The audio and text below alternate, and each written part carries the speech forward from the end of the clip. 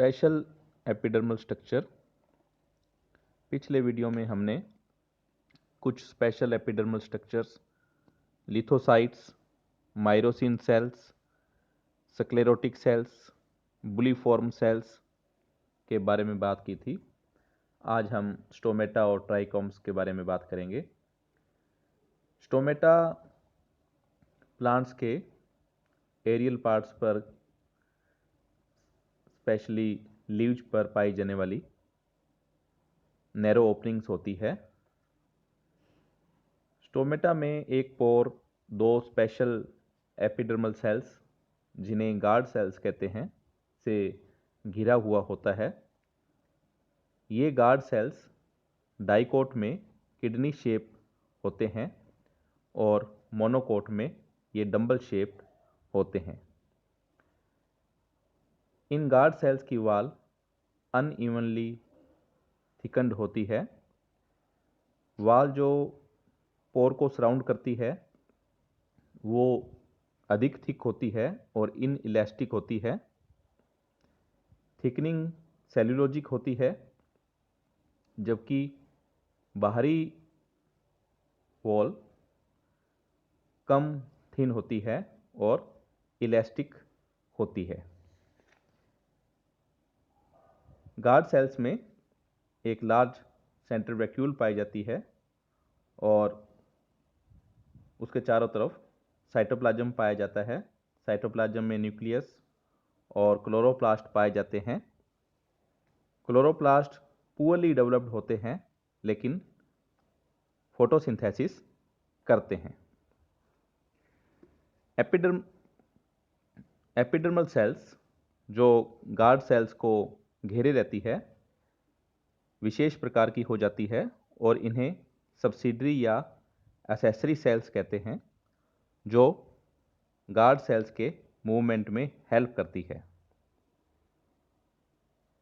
Leaf के एक definite area में स्टोमेटा का number plant to plant vary करता है। जीरोफाइट में स्टोमेटा का नंबर ज़्यादा होता है मेसोफाइट की तुलना में। प्लांट्स में स्टोमेटल डिस्ट्रीब्यूशन के आधार पर 5 कैटेगरीज बनाई गई है। एप्पल या मलबरी टाइप, इनमें स्टोमेटा केवल लीफ के लोअर सरफेस पर पाए जाते हैं। ये लीफ हाइपोस्टोमेटिक लीफ कहलाती है। ये मोस्टली ट्री होते हैं। पोटैटो टाइप स्टोमेटा दोनों सरफेस पर पाए जाते हैं लेकिन लोअर सरफेस पर अपर सरफेस की तुलना में ज़्यादा होते हैं। ये लीव्स एम्फीस्टोमेटिक लीव्स होती है जो हर्बेसियस डाइकोट्स में पाई जाती है। और टाइप स्टोमेटा लीफ की दोनों सरफेस पर इक्वली डिस्ट्रीब्यूटेड होते हैं। ये लीव्स भी एम्फीस्टोमेटिक लीफ होती है, जैसे मेज, ओट्स, ग्रासेज में ये पाई जाती है। वाइल्ड लिली टाइप स्टोमेटा जो है केवल अपर सरफेस पर ही डिस्ट्रीब्यूटेड होते हैं। इस प्रकार की लीफ एपिस्टोमेटिक लीफ होती है जो वाटर लिली, लोटस में पाई जाती है। पोटोमोजिटोन टाइप स्टोमेटा या तो एब्सेंट होते हैं या नॉन फंक्शनल टाइप होते हैं। यह पोटोमोजिटोन और दूसरे सबमर्ज्ड हाइड्रोफाइट्स में पाए जाते हैं। स्टोमेटा की एपिडर्मल सेल्स के सापेक्ष 3 पोजीशन हो सकती है। या तो स्टोमेटा उसी लेवल में पाए जाते हैं जिस लेवल पर एपिडर्मल सेल्स होती है, जो अधिकतर मेसोफाइट्स में यह कंडीशन पाई जाती है। या स्टोमेटा संकन होते हैं, डिप्रेशन में पाए जाते हैं। यह कंडीशन जीरोफाइट्स में पाई जाती है। कुछ प्लांट्स जैसे कुकुरबिटा सोलेनम में स्टोमेटा एपिडर्मल सेल से ऊपर की तरफ उभरे हुए होते हैं। स्टोमेटल मूवमेंट को कंसीडर करते हुए 5 कैटेगरीज बनाई गई है स्टोमेटा की मूवमेंट की। फर्स्ट है photo active movement. Light directly या इनडायरेक्टली स्टोमेटल मूवमेंट को कंट्रोल करती है।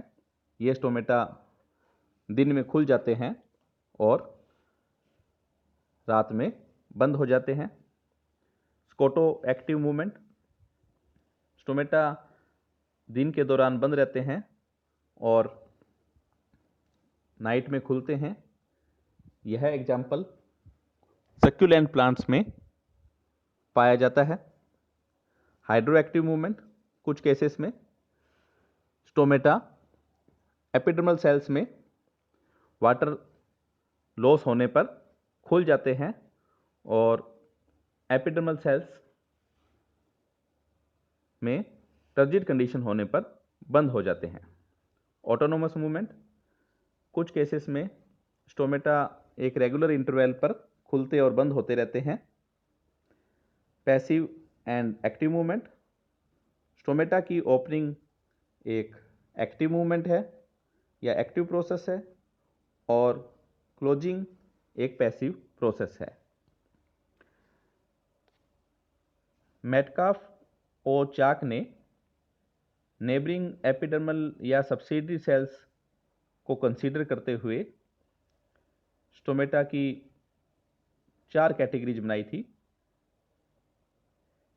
फर्स्ट एनमोसाइटिक टाइप, इसे इरेगुलर सेल्ड टाइप भी कहते हैं। यहाँ पर सब्सिडरी सेल्स दूसरी एपिडर्मल सेल से ज़्यादा अलग नहीं होती है। एनाइसोसाइटिक टाइप, इसे अनइक्वल सेल्ड टाइप भी कहते हैं। इसमें 3 सब्सिडरी सेल्स पाई जाती है जिसमें से एक स्मॉल होती है और 2 रिलेटिवली लार्जर होती है। पैरासाइटिक टाइप, इसे पैरेलल सेल्ड टाइप भी कहते हैं। इस टाइप में स्टोमा या पोर दोनों तरफ 2 या अधिक सब्सिडरी सेल से घिरा होता है और इन सब्सिडरी सेल्स का लॉन्ग एक्सिस गार्ड सेल्स के लॉन्ग एक्सिस के पैरेलल होता है। डायासाइटिक टाइप, इसे क्रॉस्ड सेल टाइप भी कहते हैं। इसमें गार्ड सेल्स 2 सब्सिडरी सेल से घिरी रहती है। इन सब्सिडरी सेल्स की कॉमन वॉल गार्ड सेल्स के लॉन्ग एक्सिस के राइट एंगल पर होती है। स्टेस ने इसमें 2 और कैटेगरीज को इंक्लूड किया। एक्टिनोसाइटिक टाइप, जिसमें 4 या 4 से अधिक सब्सिडरी सेल्स स्टोमा की तरफ रेडियली इलोंगेटेड व्यवस्थित होती है। और साइक्लोसाइटिक टाइप, जिसमें 4 या अधिक सब्सिडरी सेल्स स्टोमा के चारों तरफ एक क्लोज्ड रिंग बनाती है।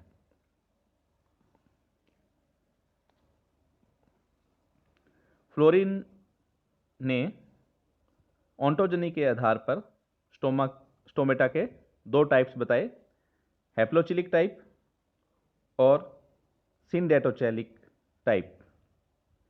हैप्लोचिलिक टाइप में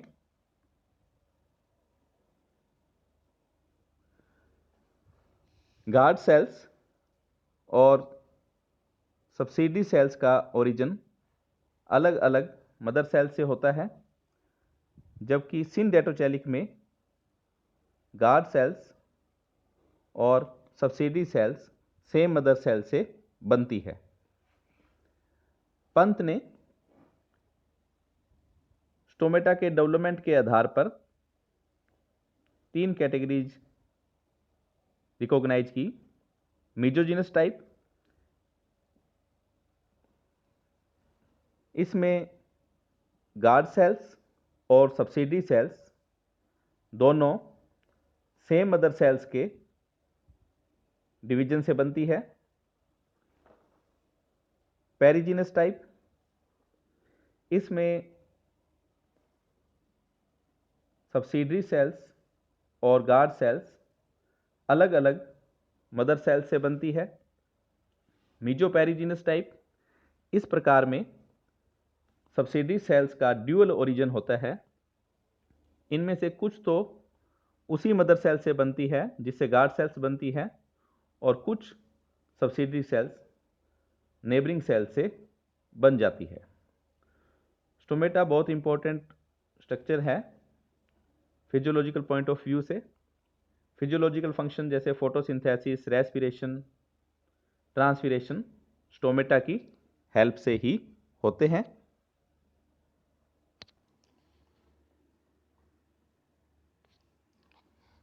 ट्राइकोम्स, ट्राइकोम्स एपिडर्मिस के यूनिसेलुलर और मल्टीसेलुलर अपेंडेजेज होते हैं, और कभी कभी ये इतने अधिक कैरेक्टरिस्टिक होते हैं कि इन्हें टैक्सोनॉमी में यूज किया जाता है क्लासिफिकेशन के लिए।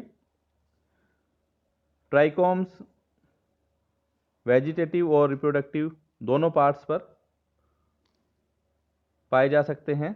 लिविंग या डेड हो सकते हैं, एफिमेरल या परसिस्टेंट हो सकते हैं, और स्ट्रक्चर, फॉर्म और फंक्शन में इनमें बहुत वेरिएशन पाई जाती है। फोलियर ट्राइकोम्स ट्रांसपिरेशन को कम करते हैं। कवरिंग हेयर्स प्लांट्स को फाइटोफेगस इंसेक्ट से बचाते हैं। सिक्रीटरी ट्राइकोम इंसेक्ट के प्रति केमिकल डिफेंस प्रोवाइड करते हैं। स्टिंगिंग हेयर प्लांट्स को एनिमल से बचाते हैं। उपहॉफ ने ट्राइकोम्स को मॉर्फोलॉजिकल कैरेक्टर्स के बेस पर दो कैटेगरीज में रखा। नॉन ग्लैंडुलर ट्राइकोम्स, ये यूनिसेलुलर या मल्टीसेलुलर ट्राइकोम हो सकते हैं। ग्लैंडुलर ट्राइकोम्स भी यूनिसेलुलर या मल्टीसेलुलर हो सकते हैं, जो एक स्टिकी सब्सटेंस को सीक्रेट करते हैं। इनमें सबसे सिंपल है स्टिग्मेटिक पेपिली। इसके अलावा इंसेक्टिवोरस प्लांट्स में पाई जाने वाली डाइजेस्टिव ग्लैंड्स को भी इसमें सम्मिलित किया गया है। अर्टिका के स्टिंगिंग हेयर भी ग्लैंडुलर ट्राइकोम ही है। हेलोफाइट्स में पाई जाने वाली साल्ट ग्लैंड्स को भी ग्लैंडुलर ट्राइकोम्स में सम्मिलित किया जाता है।